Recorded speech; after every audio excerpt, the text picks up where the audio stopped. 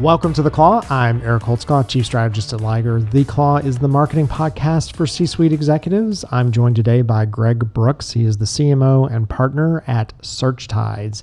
I'm very excited about our conversation today because the world of marketing is not a set it and forget it type of thing. You don't do it like you do your books where you set up, hey, we're going to run P&Ls and balance sheets every month. You always have to think about it. And so Greg is living in the world of what is today and what is tomorrow. So Greg, thanks so much for joining me. Hey, Eric, what's up? Super excited to be here. Thanks for having me on. I'm excited to talk about all the things that are going to bring a traumatic amount of stress to people in the changing marketplace, but then bring also peace and ease by the end of the conversation. There you go. Well, and I love it when things are changing like that. So I've built my entire career on new evolving technologies, and we're in a space right now where that's happening a lot. So love the background, by the way. Very cool. Thank you. Nice. Thank you. I've been asked before, like, what is this? And I think that I answer Miss Frizzle from Magic School Bus, and I don't know if that's true or not, but that person over there could potentially be. Yeah, it sounds like it looks Dr. Seuss-ish to me, but yes. There you go. I don't know. Yeah. So tell me a little bit about yourself. So what's SearchTides area focus, and then a little bit how the heck did you end up in the world of SearchTides? Oh, it's a great question. I guess for me it started off. So believe it or not, the first thing that I really did in school and then after school was I played poker professionally. And I think that kind of got me started on this idea of using money for ammunition, because there were chips in a game that you're making bets with. And so that pretty much kind of got me down the path of marketing, which is very much using, budget as ammunition to grow something, and playing a virtual video game where you're trying to get a score. And that's what really got me interested in SEO, because I just wanted to get to the top of the mountain, which was always what I was trying to do in other games, and wound up at SearchTides, which has really been focused on being the absolute best in class in search, which means that you need to have a tremendous amount of effort on how you're going to maintain your competitive advantages. So we have for years lived in the space of R&D and of changing our strategies and evolving over time. And it's funny to watch the rest of the marketing world start to enter in a time where that habit is also really critical. And we're kind of like, yeah, that's what we've been doing. So we have some good ideas on how we're going to keep continuing to do that, but we also have good ideas on how other folks can start to flex that muscle more as well. So I love the gambler background. So other than me, because I still am probably our best salesperson, our other best salesperson, she loves to gamble. And she looks at every time she's making a sale, kind of like she's sitting at the table, and whether or not she's going to be able to push the person forward or not. And then I'm a serial entrepreneur. So entrepreneurs are just gamblers. We just gamble in a different way. So it's a really interesting background to have, because it means you're willing to take some risk for a larger reward. Yeah, I think so. And I think also there's a big gap between the perception of risk of a situation and the actual risk. And I think that's pretty much where entrepreneurs live, basically. People think things are risky. They're actually not that risky, but they feel risky, which is because your body doesn't want to get eaten by a saber-toothed tiger. So it's just you have all this stuff going on from the caveman days, and it winds up looking brave or looking courageous when you forge forward into these new areas, especially with technology, because it feels like risk, but actually doing nothing is massively risky. And so I was listening to there, and I don't remember who it is. I need to go find it. I almost shared it out to the company. So I was listening to a lady, I've heard her say this before, is that people get stuck on trying to make the right decision, and it's about making the decision right. Right. So if you get stuck in the right decision, you make no decision, then you just get stuck, right? But you make a decision, and now you need to make that decision right. And so how do you work through what you've done? Nothing's typically fatal. That's part of why I've never been in the emergency room or done anything medical. I always tell people, we're doing marketing. Speak for yourself, Eric. No one's going to die, right? No one's going to die. So anyway, so tell me kind of what are the kinds of things that you guys at SearchTides, you talked a little bit about R&D and your clients you're working with. What's your area? What are the types of projects and things you really like to work on and do? We're typically a good solution for enterprise or for larger companies. And the reason is because there's a huge amount of upside to winning in your space. So if you're one of the top 3 players in an industry in search, you're going to get a disproportionate amount of that traffic and revenue. And that's really where we get to flex our muscles, because that enables us to kind of like our strategies, which are meant to beat folks in teams who are 9 out of 10 skill level. That's where you get the reward for that. And so I think for us, we've always been really focused on adjusting to algorithm updates, which we then will take away, and we decide, how is this going to affect the next 3 years in this industry? And how do we start building strategies towards that today, so that algorithm updates wind up being positives for us, as opposed to what they are for most people, which are just like new sets of rules that you're not familiar with. And so we've measured a lot. We've crawled like tens of millions of search pages. We've looked up characteristics. We've been part of teams that have broken Google's search algorithm into 5,000 different ranking factors. So the way to start doing it is to be really precise, but then you also have to put on your like scientist hat, because you just can't live by these numbers, and you have to say, okay, well, what's really being said here? And I think, for example, with Google, a lot of the recent content helpfulness updates are about thinking qualitatively. And it's like, okay, well, what does the future of the internet need to look? What do you need to do to participate in the future of the internet, where 99.9% of content is AI generated, whether it's written or whether it's video? Because we are going in that direction. How do you win in that era? And if you can start thinking about those strategies today and executing on them today, you're setting yourself up for success. If you're not, if you're kind of like, sticking your head in the sand a little bit, you're going to be reactive, and you will lose if you're reactive, because you will be going up against people who are proactive. And so you kind of have to like think about these things, even if they're uneasy, because that is what is going to generate a competitive advantage for you. Yeah, and the clients we work with, talking about how long it takes them to see results, because it's a combination of organic and paid and all the things. You need to think about, what does it look like months from now, not today? How do we, and it makes me feel like, I tell people that our jobs are really more like being financial advisors. Like, you have a marketing budget, we've got some high growth stocks, some bonds, like, where are you going to put the money? What's it going to look like? And understanding that, so that you're going to get the best return on that portfolio of dollars that you're putting out there. Yeah, that's such a great statement. I think really what it comes down to is 3 things. So number 1 is, do you have strategies that provide short-term wins as well as long-term wins? Like, you really need short-term wins, because everyone says, hey, we're willing to play the long game, until it's 30 days later. And then everyone's like, oh, well, where's the results? Right. So you really do need to have something. I think you need to be able to have strategies that enable you to do both of those things. And those should be based around your like framework. So for us, for search, we're like, okay, here's how we think content looks in the future. Here's how we think link building looks in the future. Now let's transcribe that on top of like what your website looks today, or what your social profiles look like today. And then I think the third piece, which is really forgotten, especially with larger companies, is implementation. Yeah. Or like 1/3 of our focus, if we were to put things into a bucket of 3, the third bucket, which is a full bucket on its own, is getting a client or assisting a client to make change actually occur. And a lot of that's internal selling. And again, same thing, like, if you're thinking about it and you're planning for that, and that's part of your strategy, you can be successful. If you're not, you're going to feel like you passed the baton at the end of the race when you gave a client a list of recommendations. And then you're going to inevitably wind up in this game of like, well, you didn't implement it. Well, you didn't help, and it's just nobody wants that, because if you're focused on the result, you have to be honest about what each component actually, what's actually needed to get a result. Yeah. And that's how in building Liger, my frustration, I owned a research company before, and we would do the research and hand it to the client, and then the client didn't know how to use it. And so we would come back years, months later, years later, whatever. And they're like, yeah, we used your research. And we would look at what they did. You did not use our research. So our company does strategy and execution, so that we know the strategy we recommended gets executed, because it's such an important part. Another, I'm full of quotes today, but one is, strategy without execution is hallucination.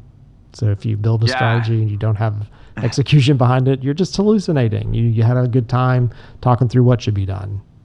Yeah, and you can add that on top of the ideas person Yeah. who's like, here's an idea that, hey, I have a great idea, but I need you to sign an NDA before I tell you about it. And you're like, okay, you've never made anything ever. Understood. Yeah. And, or I just talked to my neighbor in the driveway and he thinks that this is what we should do. So, Right. And you're like, you know what? I don't have the same like grass lawn mowing interactions that you do. So obviously that's where I'm missing out. that's how it works. Yeah. Yeah. And so, okay. So let's talk a little bit about future. So, because that's, what do we think is next? What does it look like? So what are you considering? So you say that, you guys go through and break up all the algorithms, and we know that Google's always making changes, always thinking about things. So do the other search engines and other places. What's kind of top of mind for you today? Yeah, that's a great question. Thanks for asking that, Eric. Set me up to monologue here for a sec. So I think if you think about like where everything is going, you would basically,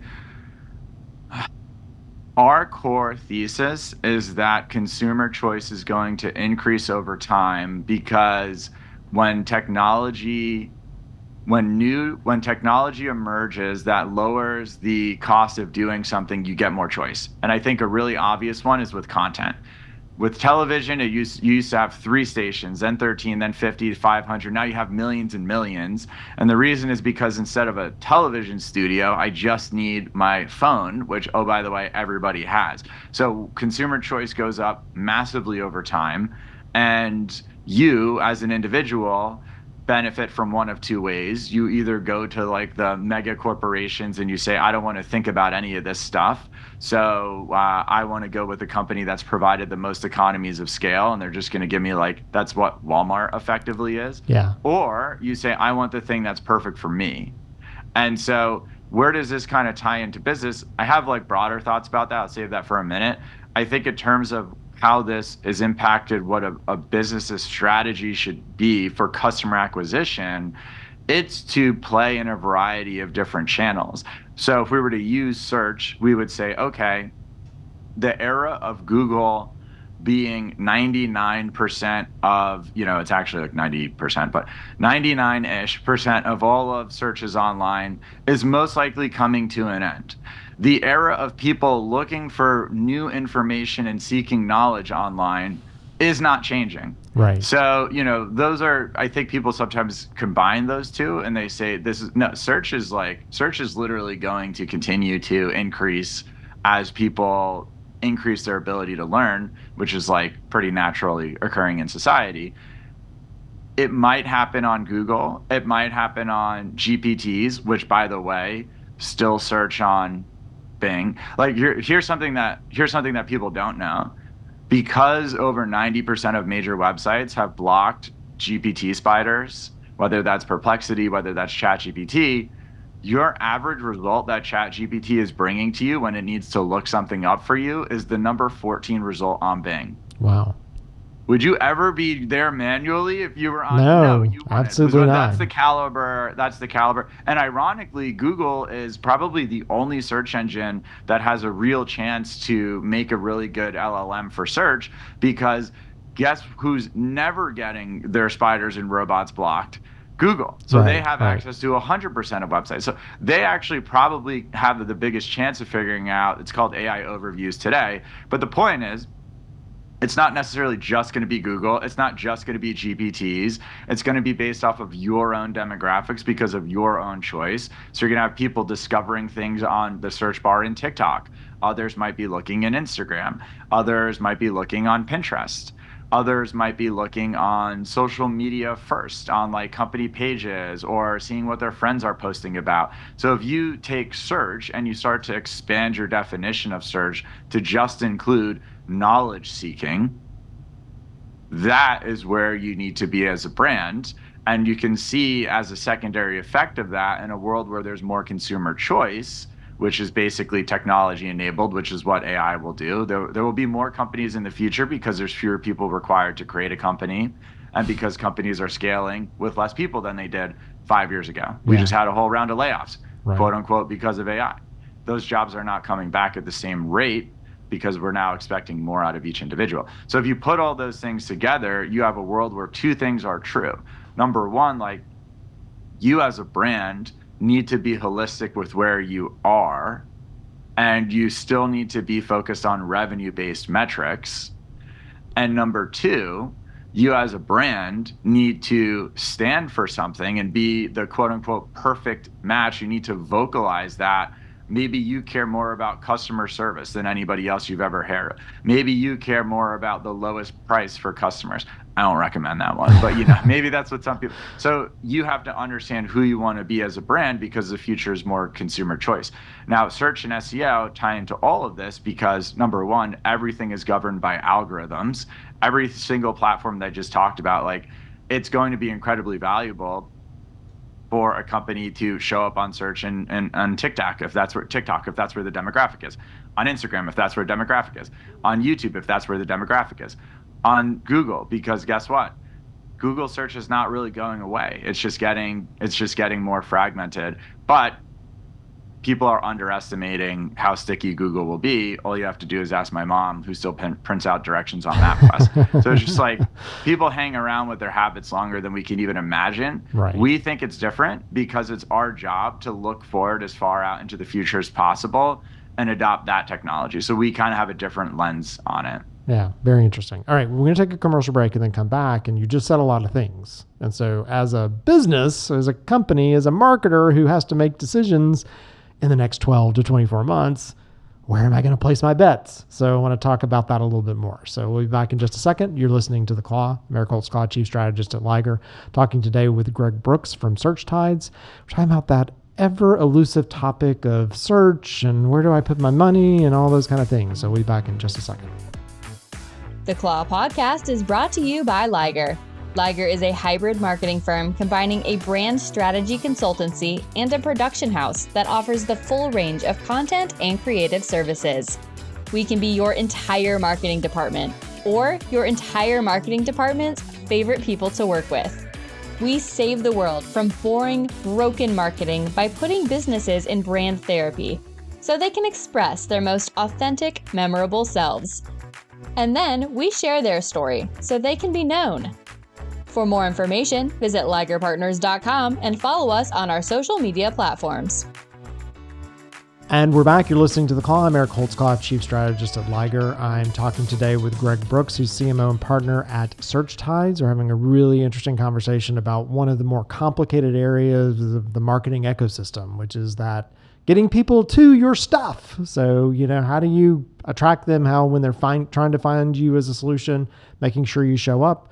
Greg gave us a lot of information in the first segment about different things I need to look at and think about. So, Greg, I'm a confused marketing manager at an enterprise company, and I'm talking to you about where I'm going to spend my budget, and I got to get it approved by my manager for 2025. And like, where do I go? What do I think about first? How do I know that I'm going to do the thing that's going to make sure that I'm not part of that next round of layoffs because I'm really performing and showing people how we're bringing in traffic and driving new prospects, leads, and customers?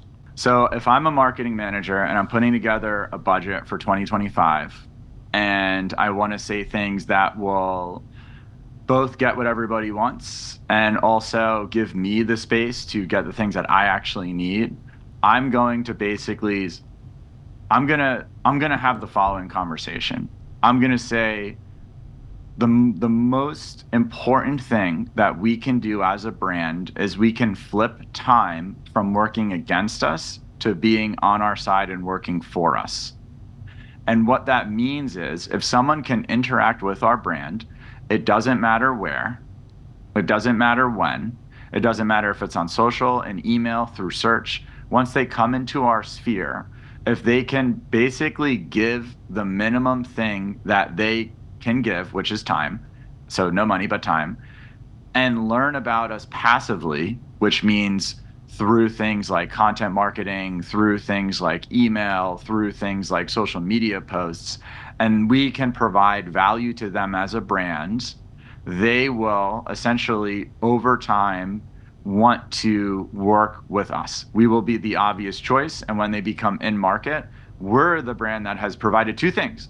We've provided value in the form of content and learnings that enable them to do their jobs, and we've also provided proof that our services are what we say that they are. And if you sign up, you'll get these sorts of results as well. So we just provide those two things over and over again. We have the opportunity to flip time on our side and basically set ourselves up to increase our audience and build them and really just and set us up for the future. But that's not all people want to hear. Right. People want to still say, okay, well, that's, what channels, blah, blah, blah, blah, blah. So the key is you give your master plan, but then you give the offering to folks who are still stuck thinking about things on a channel by channel basis.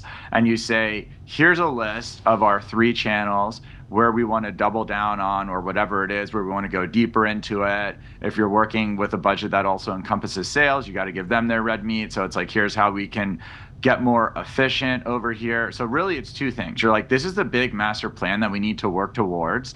And also, here's reinvestment into channels that are working well for us today and how we're able to basically drive more reach on there.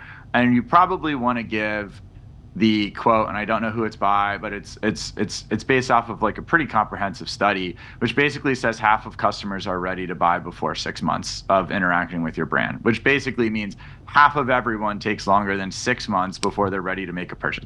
And so you really need to have strategy for both of those. So your evergreen strategy is flipping time on its side, providing proof and value across social channels, email, content marketing, and then that's pairing with basically the doubling down for the private equity, venture capitalist folks who just think everything is quantitative and about a number on a spreadsheet. Yeah. Because that is the delicate balance. So a lot of companies that are private equity backed, and it's numbers regardless of quality. Most of the time, often, like how do you serve that master versus at the same time making sure you're doing the right thing for the company over time, right? It's a really interesting balance that has to be in place, specifically that falls in the marketing hands most of the time. Like that's the group that deals with that the most.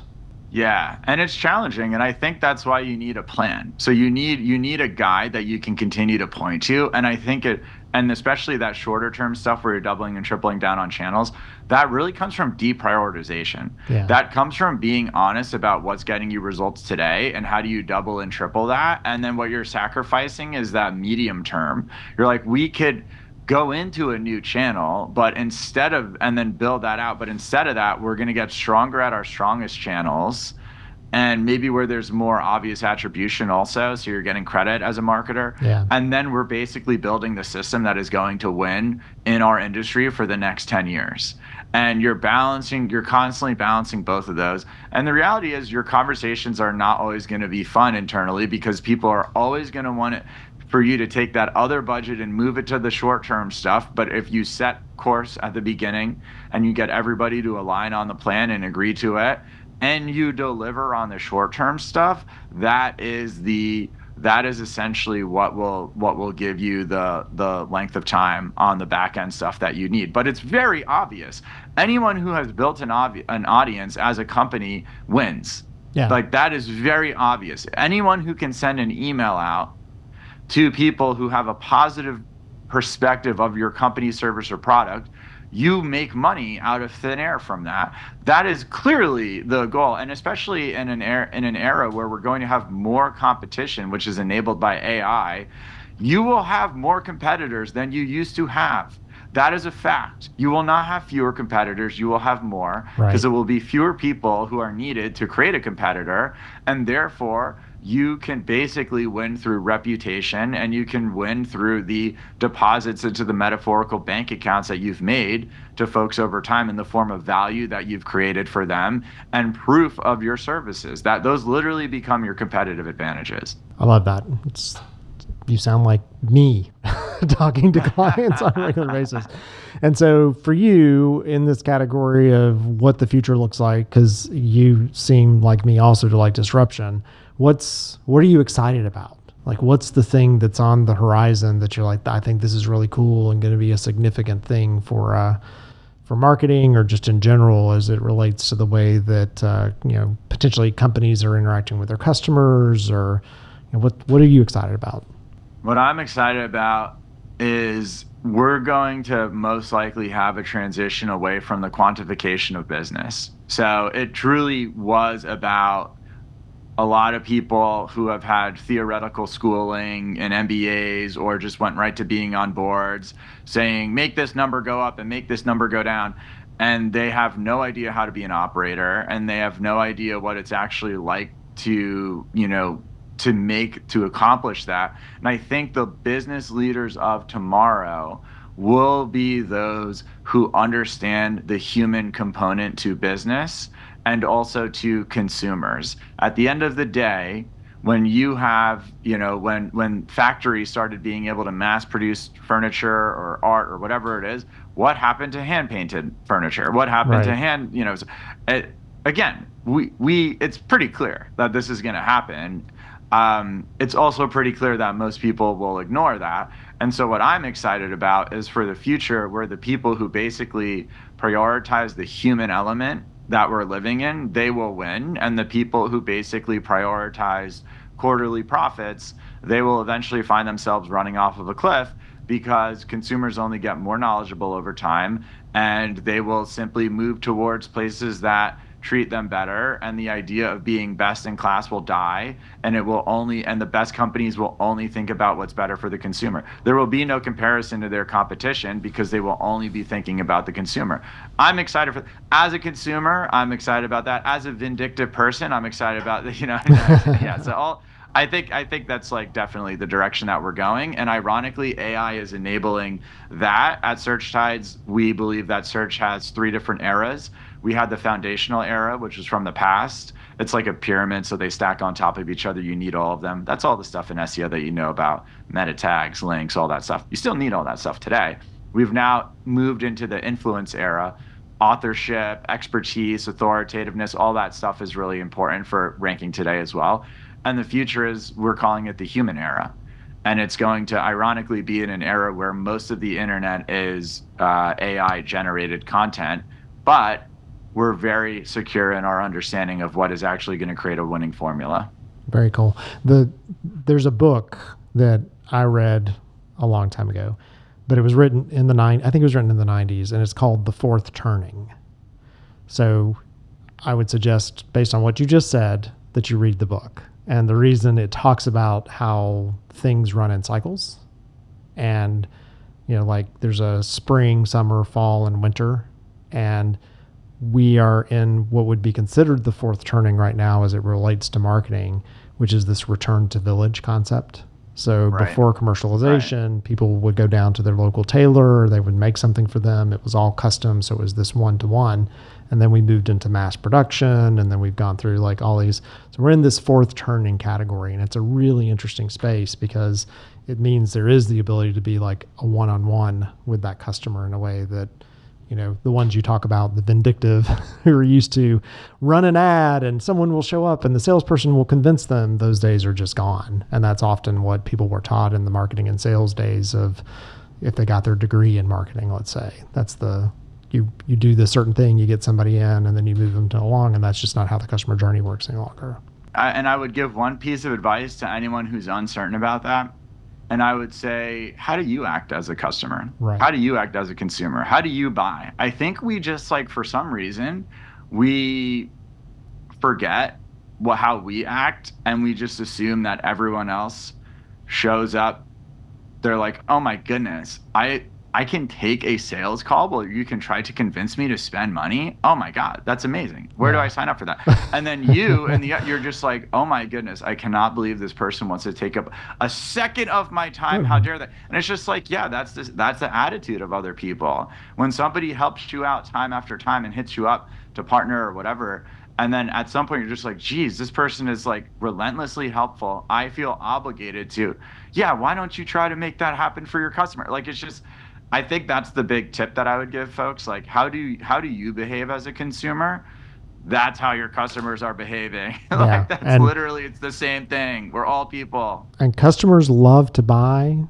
People love to buy. They hate to be sold. I want to buy it. That's true. Don't sell me it. Like, let me buy it on my own. Well, it's been a great conversation. Thanks so much for joining me and talking. Where is the best place for people to connect with you? The best place, thank you very much, Eric, by the way. I had a fun time. Thanks for having me on. Yeah. The best place for people to connect with all of these sorts of ideas and things, SearchTides.com. You could sign up for our email newsletter. We're on LinkedIn at SearchTides. We're on YouTube at SearchTides. I'm on LinkedIn, but I just have folks managing that. So I think that ultimately we have some pretty good ideas of where things are going, and we talk about them. We have digital events every single month. We have our newsletter that goes out, and we're pretty confident in what the next iteration of commerce looks like. And if it's something that someone vehemently disagrees with, they probably should still listen, because you need to have the ability to hold somebody else's opposite view. Yeah. And you need to understand why they think they're going to be right, even if you disagree, because you have 100%. to just see those things. So 100%. Yeah, all roads leads to forcibly following us. So who knew? Love it. I've been talking today with Greg Brooks. He is CMO and partner at SearchTides. We've been talking about all things search and AI and what the world's going to look like. Very interesting conversation. Thanks so much, Greg, for joining me. You've been listening to The Claw. Eric Holtzclaw, Chief Strategist at Liger. The Claw is the marketing podcast for C-suite executives. Thanks for listening in, and until next time.